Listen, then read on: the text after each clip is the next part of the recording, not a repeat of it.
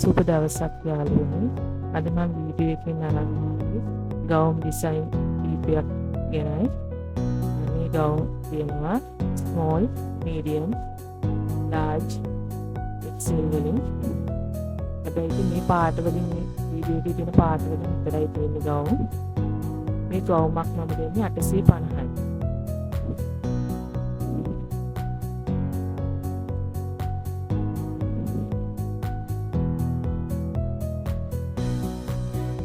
ලස්සනට තියෙනවා. මුලින්ම ඔයගලන්ට ස්තුතිවන්ත වෙන්න ඕනේ වීඩියෝ ගැන මම කතා කරමු.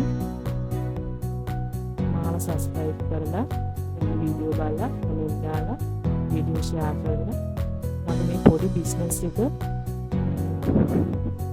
උදව් කරපු ඔයගලන්ට මම ස්තුතිවන්ත වෙන්න ඉස්සෙල්ලා මගේ අම ඔක්කොම විකුණුණා. මට තව ඕඩර් ගොඩක් ආවා. හැමෝගෙම ඉල්ලා සිටිනවා මගේ channel එකත් එක්ක හැමදාම රැඳී ඉන්න කියලා. මේ කලර්ස් වලින් තමයි මේ ගවුම තියෙන්නේ. රුපියල් 850යි මේ ගවුම වෙන්නේ.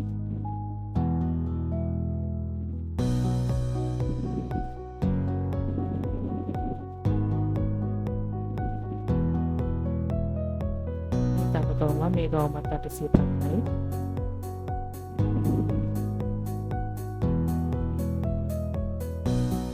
තව ඩිසයින් එකක් ඒකත් 850යි. දිග ගවුම් ආගයක් මම ඉන්නේ තා වැඩ ටික ඉවර කරගන්න බැරි වුණා. ඒක මම ඉවර වෙච්ච ගමන් දාන්නම්. ඉවර පොඩි දානයක් තිබුණා. ඒකේ විස්තර ටිකකුත් දාන්නම්. මේ පොරතට පන්සලට තමයි දානි තිබුණේ. පොරතට රජමහල් විහාරයේ. මේ ඩිසයින් එකේ මේ ගවුමත් රුපියල් 850යි වෙන්නේ.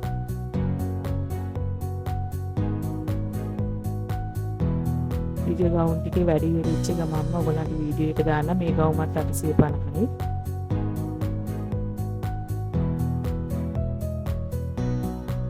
දානි විස්තර ටිකක් කියනවා නම් මහත්තයාගේ තාත්තා වෙනුවෙන් තමයි දානි දුන්නේ. මම ඉතිසල දවසේ හැදුවා අච්චාරුවක්.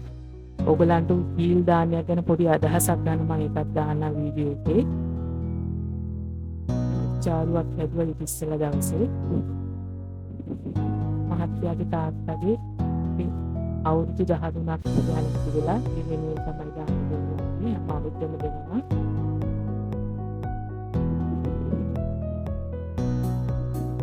පොලොස් යඹුලක් හදාගත්තා රෑ.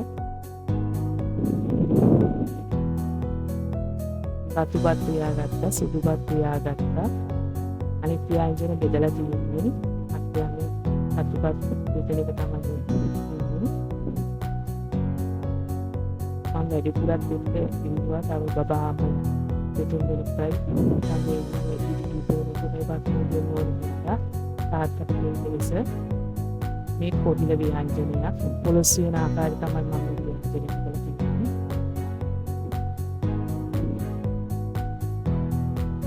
මේ මුරුංගා කොළ මැල්ලුමක් හරි මුලදායි පෝෂදායි ආකාරය තනපත් මාළු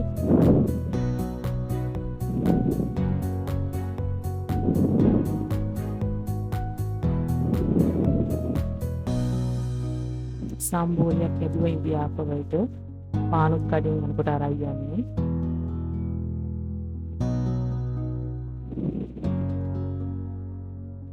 අලහොත් ඇදුවා ඉන්දියාපලටයි පානුටයි ඇති වෙන්නේ.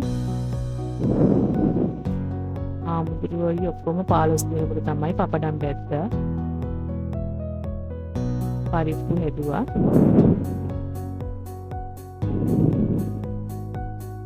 තා පළතුරු 3-4ක් ගත්තා. සේල්, රස ලබු, අඹ, ඇපල්, කොමඩු. කැවිලි වර්ගයක් ගත්තා.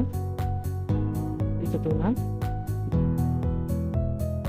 තව හබල පිටි කැඳ හැදුවා. ඒක වීඩියෝ වෙලා නැහැ.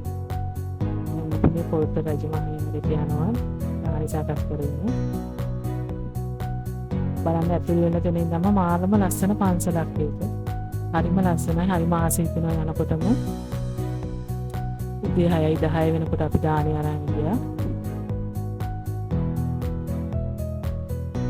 පුතා පුතියට යන්න.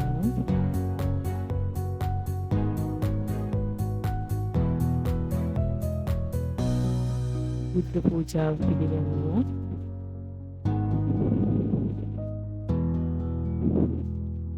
සාමුදුරුව අපිට පිටිත් නූල් බැඳලා මේ තමයි පොරතර පන්සලේ උඩ.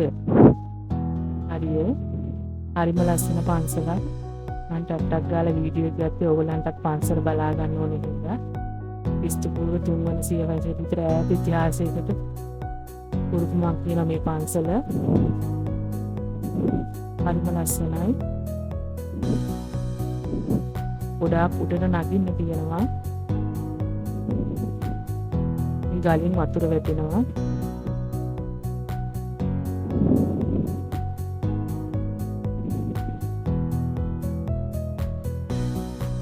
ලස්සනයි.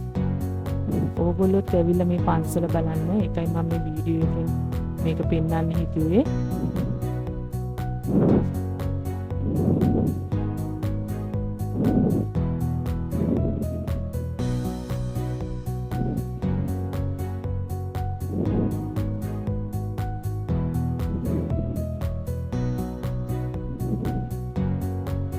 කොළතුරු රජමහා විහාරයේ තියෙන කොළඹ දිස්ත්‍රික්කයේ තියෙන අඩි 120ක් උස සමාධි බුද්ධ ප්‍රතිමා වහන්සේ කෙනෙක් වැඩ ඉන්නවා කඳු මුදුනේ.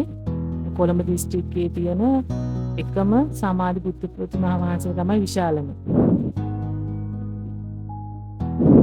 මේ ඔයගොල්ලන්ට පේන්නේ බුද්ධ ප්‍රතිමා වහන්සේ.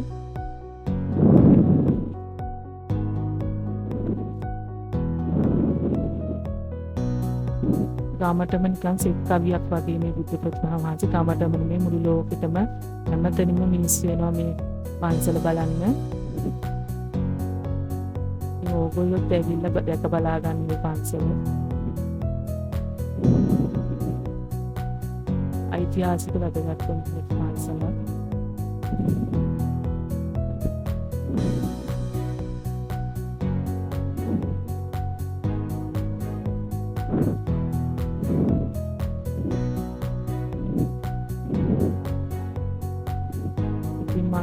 මේ වීඩියෝ එකෙන් ඕගොල්ලෝ ලොකු දෙයක් ගන්න ඇති කියලා. මගේ රෙදි බිස්නස් එක විතරක් නෙමෙයි. ඕගොල්ලෝ දානයක් ගැන දෙන විදිය උදේ හිල්ලාන දෙන්නේ කොහොමද කියලා ඒකේ අදහසක් ගන්න ඇති. ගැන පන්සල ගැන තොරතුරු ටිකක් ඕගොල්ලෝ දැනගන්න ඇති. මම සියලු දෙනාටම ආරාධනා කරනවා මේ පන්සල දැක බලා ගන්න කියලා.